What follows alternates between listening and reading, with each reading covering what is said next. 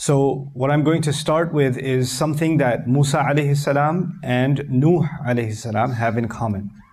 In the story of Musa alayhi salam and in the story of Nuh alayhi salam, you see two visual elements, two things that seem to be in common with each other. One of them is the sea, and the other one is the mountain. So in the story of Musa alayhi salam, we know that when Fir'aun was following him, Allah Azza wa Jal opened the sea, فَرَقْنَا بِكُمُ الْبَحْرِ. He opened the sea for Musa alayhi salam and the Israelites, and they went through, and Fir'aun gets drowned inside of the sea. We also know that in the story of Nuh alayhi salam, it's the only other story where flood or drowning is the punishment given to the disbelieving nation, and so the people who disbelieved in Nuh alayhi salam were drowned. In the beginning of the mission of Musa alayhi salam, Allah Azza wa Jal spoke to him on the mountain. The Arabic word for a mountain is either Jabal or Tur. Those are two words in the Quran used for the mountain. But regardless, Musa alayhi salam, Allah spoke to him on the mountain. And at the end of the journey of, when Allah commanded Nuh alayhi salam to build his ship, to build the ark, after the flood was over, فَاسْتَوَتْ عَلَى الْجُودِ, the ship landed on top of the mountain. So the two visual elements that these two stories have in common are the sea and the mountain. Now one more thing as we get closer to the point. Allah has a very unique style of speaking in the Quran. So when He speaks about different stories of the prophets, He speaks in unique ways about each of them. But sometimes He uses very similar language in one story, and then you find the similar language again in a very different story. And something like that happens between Nuh alayhi salam and Musa alayhi salam. So I want to start with Musa alayhi salam.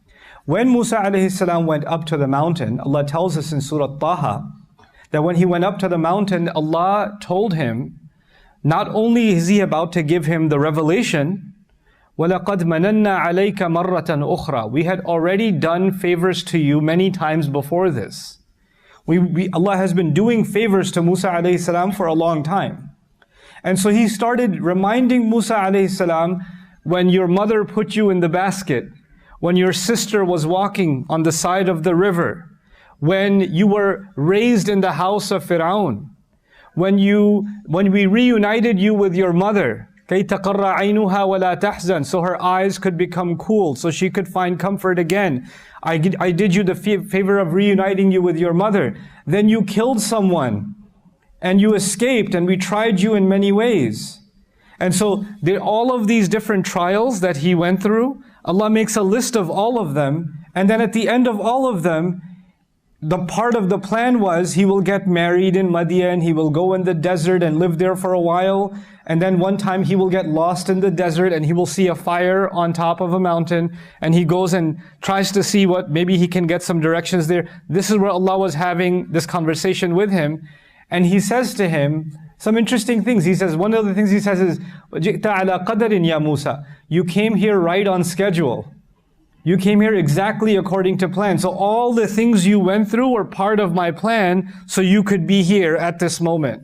But part of what Allah says to him also is, وَأَنَا اخْتَرْتُكَ لِنَفْسِي. I have chosen you for myself. And another really beautiful thing, the thing I want you to focus on now, is He says, وَلِتُصْنَعَ عَلَىٰ عَيْنِي. So you can be crafted, and I'll focus on the word tusna'a in a second, you can be crafted under my watch.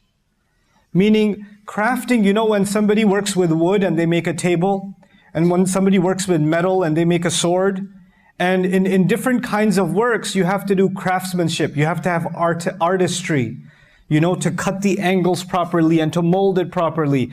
People do a lot of suna' when they are making a pot, or when they're making utensils, right? So Allah is describing someone being crafted or designed. So Allah is telling Musa alayhi salam that all of those experiences you had were part of you being designed. So you know how in engineering there are stages of product development? And you have to go through one design phase, then the next design phase, then the next design phase. It's like Musa alayhi salam's life was being engineered by Allah, and every part of the design, every one of those experiences was part of the design, so you could be ready for your real mission. And in this is a really beautiful lesson that the experiences that we go through, They are part of Allah's design to help engineer us. Because we are like the human beings are like a baby is like raw materials. Right? It's like raw materials. And as Allah puts us through these experiences, actually each one of those experiences starts building our understanding, builds our maturity, builds our experience. Sometimes you develop strength by going through pain, right? Like this is just Allah's design. You know, athletes, for example, if they want to improve themselves, they have to push harder than their previous stamina to improve. Right? And that's how they're being engineered to perform even better and better and better. So Allah says to him, وَلِتُصْنَعَ عَلَى عَيْنِي. So you can be crafted, engineered even, under my watch. And I want you to remember this phrase, crafted under my watch. Now, I told you the connection, there's some sort of a connection between Musa alayhi salam and Nuh alayhi salam. And I told you about the mountain and the sea in the story of Musa alayhi salam, and the mountain and the sea in the story of Nuh alayhi salam. Then I told you that Musa alayhi salam said, Allah says to him, you will be so you could be crafted under my watch. And then you find a similar phrase in the story of Nuh alayhi salam. When you look at the story of Nuh alayhi salam, and Allah told him to build this ship, which was a strange instruction, because there was no water anywhere nearby. Why am I building a ship? And nobody even knows how to build a ship. Nobody, because they're not a people that live next to the sea, so they have no reason to know how to build a ship. So Allah gives him wahi and He says, وَاصْنَعِ الْفُلْكَ بِأَعْيُنِنَا. Engineer the ship under our watch. Musa alayhi salam was told, I engineered you under my watch. And Nuh alayhi salam is being told, engineer this ship under my watch. And so this phrase is similar between these two stories also. Now, let's focus on Nuh alayhi salam for a couple of moments. When he was being told to engineer this ship, then everyone around him, they already called him crazy. They already insulted him for many generations. In fact, some of the things we learn in the Quran, the hints that we get, is that people used to disbelieve in Nuh alayhi salam, and then they would get married. Young men disbelieved in him, young men and women. They got married, they have children. They bring their children and say, don't listen to this crazy old man. And then those children get older, they get married, they have children. They bring their children and say, my dad told me, don't listen to this crazy old man. So generations and generations used to insult Nuh alayhi salam. But now, after 950 years, Allah is telling him, build a ship.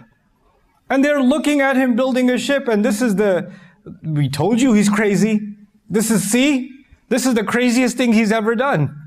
Right? So one of the big allegations against Nuh alayhi salam is that he is insane. By the way, that same accusation was made against Musa alayhi salam also. He was called insane also.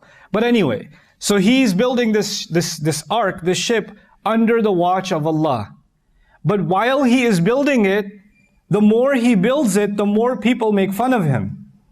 Every day he's working on it. You cannot build the ship in one day. You cannot engineer it in one day. You're working on it.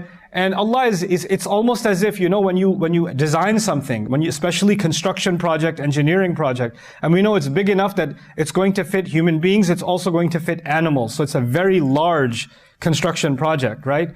So you have to have blueprints, and you have to have a schematic, so you can put the right pieces in the right place, and you have to have structural engineering even. All of this has to be taken care of. Allah says, وَحَمَلْنَاهُ عَلَى ذَاتِ أَلْوَاحٍ وَدُسُورٍ. In another place He says, we boarded him onto something made up of boards of wood, planks of wood, and nails.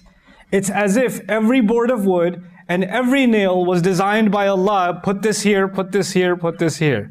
So everybody else is calling him crazy, but he's working according to the design Allah has revealed to him. And he's designing this ship. Now, why did I mention both of these things to you? Now I slowly work towards the point that I wanted to share with you in this khutbah.